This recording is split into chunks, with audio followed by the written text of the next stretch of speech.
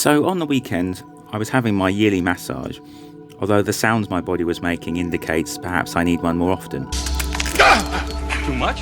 Anyway, on the way home, I passed my local cinema and thought, what's on? As I went inside, I saw the name of a film that caught my eye, a movie billed the final instalment of a failed cinematic universe, starring an actress everyone hated, and a production so stressful the director was hospitalised for stress. How could I resist watching? And so, here is my review for Aquaman and the Lost Kingdom. Alrighty then. Aquaman and the Lost Kingdom was released in 2023 and is set 4 years after the first film. Arthur Curry, played by Jason Momoa, has married Mera and had a son, Arthur Jr., while splitting his life between land and sea. Meanwhile, David Kane, aka Black Manta, continues to seek revenge against Arthur for his father's death, working with marine biologist Stephen Shin to find Atlantean artifacts. When Shin accidentally discovers a cavern in Antarctica, Manta finds a black trident that possesses him, its creator promising to give him the power to destroy Arthur. Arthur must now work with his half-brother Orm to prevent Black Manta from killing his family and using the cursed black trident to overheat the world while searching for the lost seventh kingdom of the seas. The film received generally negative reviews from critics and has grossed $423 million worldwide, half of Aquaman's box office haul of $1 billion. It's no secret to say that the production of Aquaman and the Lost Kingdom was troubled, to say the least. There was various changes in studio leadership and directions, changed scripts, cut cameos of Michael Keaton and Ben Affleck. The trial with Amber Heard resulted in incredible toxic online presence, resulting in various rewrites to reduce the role of her character. And this is the stuff that's been shared in the public domain. Who knows what else was going on? And to be honest, this film should then be renamed Aquaman and the Stomach Ulcers.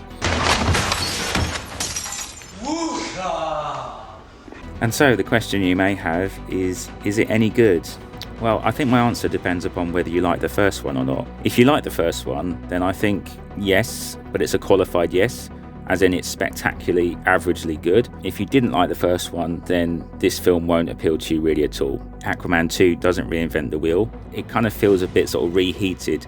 So if you imagine if the first film was like a really nice pizza, and then you left a bit in the fridge overnight and then had a bit the next day, it will taste familiar, but not the same as the first one. The huge kind of stakes of Arthur becoming king, well, now he's king and bored of being king. His nemesis, his brother, gradually has kind of sort of softened into being a bit more pro-Arthur, which, you know, again, takes that kind of nemesis side of things down a bit. So it effectively is a watered down, excuse the pun,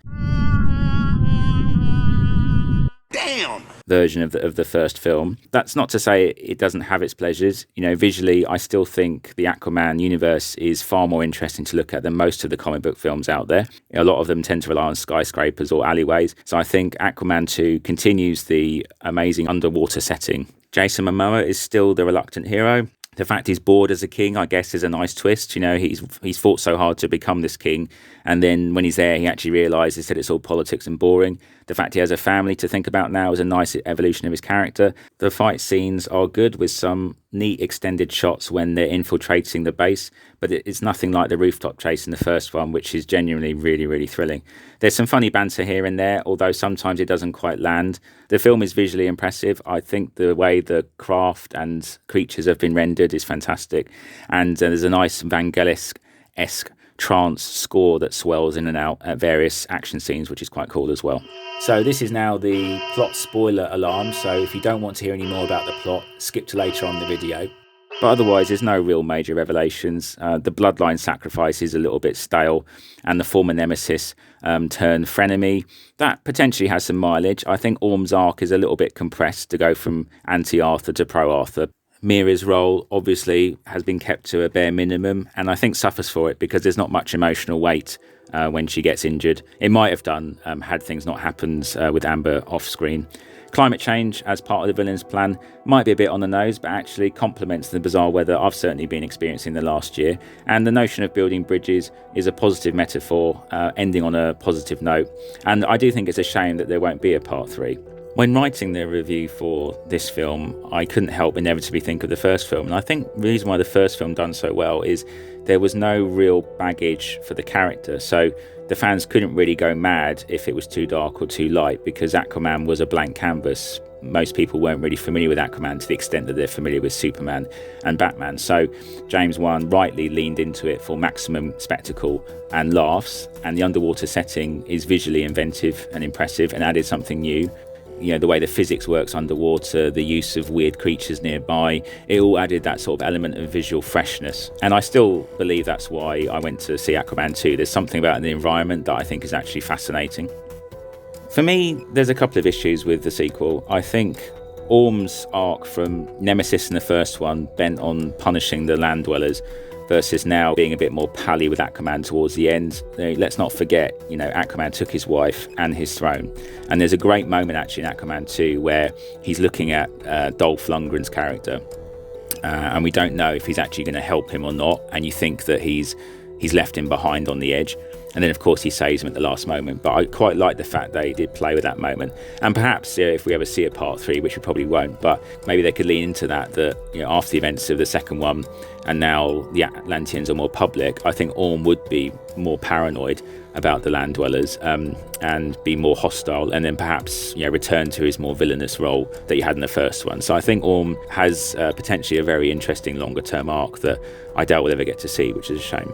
The ending of Aquaman and the Lost Kingdom, well, I can't believe it's an accident how he says I am Aquaman, very similar to how Robert Downey Jr. says I am Iron Man at the end of Iron Man. I don't know, it's kind of a bit of a weird sort of reminder, back to the MCU, how DC have been competing with Marvel. So I found that ending kind of a bit strange and a bit inconsistent, because I think most people know who Aquaman is based on the previous events of the other films. So I'm not entirely sure about that. I also noticed there was some references to other IP in the film, particularly actually at one point Aquaman calls Orm Loki, which actually is interesting because it's hinting at Orm's potentially duplicitous and traitorous nature, but again, unfortunately, signals unwelcome comparisons to Marvel. Also, the post-credit scenes of Orm eating a cockroach, is that a comment by the filmmakers on, having to just swallow the crap they've been given? Or is it, a symbol of the audience just having to kind of put up with the good and bad taste of what DC has been offering? I'm not sure. Also, I found the mineral name orichalcum just really stupid to hear each time the characters keep saying it. Although apparently doing some research, orichalcum is actually from ancient Greek, which means mountain copper. So technically it is accurate, but it was doing my head in each time the characters said it. Anyway, so if this is the epitaph of the DCEU as we know it, where do we go from here? Well, about a year ago, I was laughed at on Facebook for suggesting that the superhero genre will become like the Westerns. And what I mean by that is a knackered genre. And lo and behold, here we are. We've been saturated with too many comic book characters in a short space of time and resulting in a number of high-profile failures. So what can we do now? Well, I think, honestly, a break is what everybody needs, including the creatives, the studios, the audiences, and focus on some new IP for a while. There are hundreds and thousands of books out there that would be fantastic to adapt, but James Gunn is ramming his Superman project through, possibly down to copyright expiring, I think, of the Superman character soon. Budget control, I think, is also a major issue. There's no reason why you need to spend $450 million on a film like The Flash. Yes, it's a blockbuster, but it doesn't have to be that expensive. And so Aquaman 2 is the bittersweet salute to an era of multiple films and characters. It's certainly been a wild ride with lots of ups and downs for the DC universe. And I suppose it was naive to think that it would last forever and that quality wouldn't slip and that studio heads and politics wouldn't eventually get the better of everyone. Overall, do I recommend you watch Aquaman 2? It depends.